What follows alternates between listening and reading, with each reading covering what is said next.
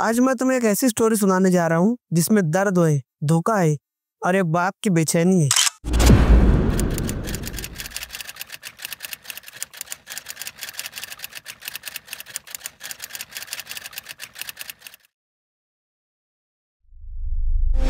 यह कहानी एक ऐसे मुस्लिम फैमिली की है जिनके सपनों की रोशनी उन्हीं के किसी रिश्तेदार ने मिटा दी थी। गांव की सुबह, एक कच्चा सा मकान, लेकिन अंदर से कुरान की तिलावत हो रही थी। माँ शकीला बेगम आंगन में झाड़ू लगा रही थी। बेटी आफरीन 17 साल की मोहल्ले में से कहीं से कुछ किताबें लेकर आई थी। उसका चेहरा रोशनी से भरा था, चेहरे पे नूरानी। वो मदरसे से सीधा घर आई थी। आफरीन घर में आते ही अपनी माँ से कहती है, अम्मी देखो मुझे कितनी अच्छी किताब मिली है मदरसे से, एनाटॉमी की। उसके पापा एक मदरसे के टीचर चाय पी रहे थे। उन्होंने कहा, उसके पापा ने खुश होकर अपनी बेटी को देखते हुए कहा कि बेटा तू डॉक्टर बन के दिखाएगी एक दिन इंशाअल्लाह। उस वक्त उनके चेहरे पर फक्र था, लेकिन तकदीर उनके उस फक्र को तोड़ने आ रही थी। कुछ ही महीनों बाद रिश्ते आने शुरू हो गए। पहला आया, दूसरा, फिर उसके बाद तीसरा। लेकिन राशिद मियाँ ने सबको मना कर दिया, ये कहकर कि बच्ची अभी अपनी पढ़ाई को कंटिन्यू करेगी। लेकिन उसकी बुआ नूरजहां बेगम हर बार कहती, भाई मेरा भी तो एक ही बेटा है, तुम अपनी आफरीन का रिश्ता मेरे बेटे के साथ दे दो। लेकिन राशिद मियाँ ने मना कर दिया। बुआ के चेहरे पर एक अजीब सी मुस्कुराहट थी, जहर से भरी मुस्कुराहट। एक दिन हैदराबाद से रिश्ता आया। लड़का सऊदी में इंजीनियर था। उन्होंने वादा किया शादी के बाद भी वो अपनी पढ़ाई कंटिन्यू रखेगी, इसकी जिम्मेदारी हमारी होगी। शादी फिक्स हो गई। शादी हो जाती है। निकाह वाले दिन राशिद मियाँ की आंखों में आंसू थे। आफरीन अपनी माँ के गले लगकर रोती है और अपनी माँ से कहती है कि देखना एक दिन मैं डॉक्टर बन के जरूर दिखाऊंगी। शादी होने के बाद पहले 2 महीने सब कुछ ठीक था, लेकिन अचानक से आफरीन के सर में दर्द रहने लगा, चक्कर आने लगी। उसका सर इतना घूमता कि वो बेहोश ही हो जाती। उसके ससुराल वालों ने उसके सब तरीके के टेस्ट किए, डॉक्टर वगैरह को दिखाया, लेकिन सारी रिपोर्ट नॉर्मल थी। उसने अपने सास से कहा कि अम्मी जान मुझे लगता है कि मुझ पर जैसे कुछ बोझ है। नमाज पढ़ने जाती हूँ तो नमाज पढ़ने की भी हिम्मत नहीं होती। उस रात उसने सपने में देखा उसके सिराने कोई काला साया बैठा हुआ है।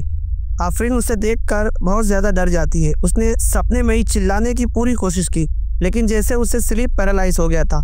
उसने आवाज़ लगाना चाहिए, लेकिन उसकी आवाज़ नहीं निकली। एक रात राशिद मियाँ को एक सपना आया। सपने में उन्होंने देखा कि आफरीन रो रही थी। वो रोते हुए कहती है कि अब्बू मुझे बचा लो, मुझे यहाँ से ले जाओ। दूसरे दिन वो घर में किसी को बिना बताए आफरीन के ससुराल पहुंचे।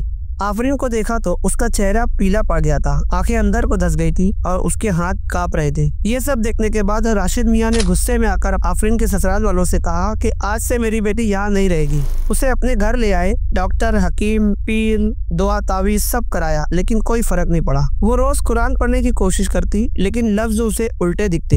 एक रात आफरीन के सपने में उसकी बुआ दिखी, जो बड़ी क्रीपी तरीके से हंस रही थी। एक दिन राशिद मियाँ के दोस्त ने उनसे कहा कि आफरीन बेटी को पीर साहब के पास लेकर जाओ। उन्हीं के कोई जानने वाले पीर साहब थे जो ये सब काम किया करते थे। तो इनके दोस्त ने कहा कि आफरीन को उन पीर साहब के पास लेकर जाओ, शायद दुआ तावीज करने के बाद कुछ फायदा हमें मिले। आफरीन को वहाँ ले जाने के बाद पीर साहब ने जब उसे देखा और उसे देखते ही आंखें बंद करके कुछ पढ़ा, उसके बाद आंखें खोलकर राशिद मियाँ से कहते हैं कि इसकी बुआ का नाम नूरजहां है। राशिद मियाँ की आंखों में परेशानी थी कि पीर साहब ने ऐसा क्यों कहा। पीर साहब ने राशिद मियाँ से कहा कि इस बच्ची पर वशीकरण किया गया है, इसी की बुआ ने किया है। कारण सिर्फ एक रिश्ता उसे ना देने की वजह से। इसने जलन में आकर ऐसा किया ताकि इस बच्ची का नसीब बन जाए और वो कभी खुश ना रहे। 40 दिन तक ये रूहानी इलाज चला।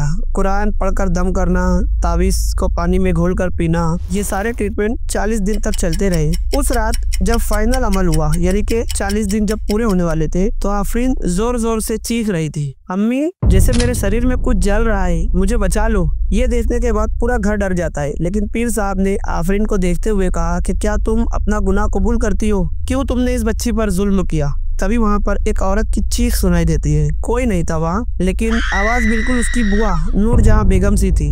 अगला दिन आफरीन बिल्कुल शांत थी। उसने अपनी माँ का हाथ पकड़कर कहा, अम्मी मैं डॉक्टर तो नहीं बन पाई, लेकिन अब मुझे सुकून लग रहा है। लेकिन उस रात आफरीन की मौत हो जाती है।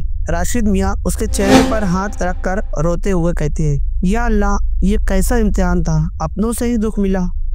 ये कहानी यही तक थी गाइस, लेकिन ये स्टोरी सुनने के बाद हमें ये सीख मिलती है कि किसी पर भी अंधा भरोसा मत करो, चाहे वो अपना ही क्यों ना हो। जब दर्द मिलते हैं तो उसके पीछे हर बार यही होता है कि अपना ही कोई सगा होता है। इन्हीं सब के साथ मैं आज से विदा लेता हूँ नेक्स्ट वीडियो के लिए। अगर आपके पास इस तरीके की कोई हॉरर स्टोरी या कोई रियल स्टोरी होगी तो आप हमें हमारे दिए गए मेल पर अपनी स्टोरी सबमिट कर सकते हैं। हो सकता है कि अगली स्टोरी मैं आप पर ही बना रहा हूँ। मिलते हैं नेक्स्ट वीडियो में, तब तक के लिए अपना ख्याल रखें और खुश रहें।